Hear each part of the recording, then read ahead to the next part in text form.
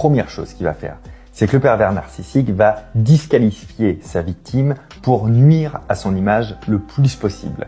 Et donc ce qu'il faisait sur elle, il va le faire puissance 10, mais publiquement, socialement, auprès de toutes les personnes susceptibles de la connaître. Il va essayer d'empoisonner complètement le puits. Il va essayer de lui nuire dans un seul but, préserver sa propre image brillante, où tout le monde l'aime et qui nourrit son narcissisme initial. La deuxième chose, c'est qu'il va prendre à partie tout l'entourage de cette personne pour se faire passer pour la victime. Ou si c'est professionnel, il va prendre tous les collègues, si c'est familial, les amis et la famille, si c'est une relation amoureuse, tous les amis de ce couple.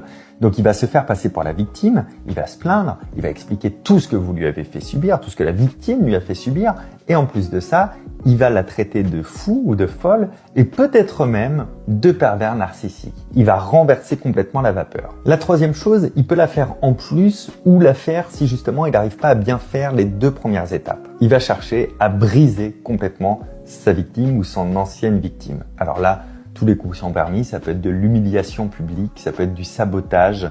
Il va mettre toute son énergie, en tout cas toutes ses stratégies pour briser complètement la victime. Et la dernière étape qu'il peut franchir, c'est tenter de s'excuser. Alors dites-vous bien que le pervers narcissique n'éprouve aucun remords et qu'aucune de ses excuses ne seront sincères.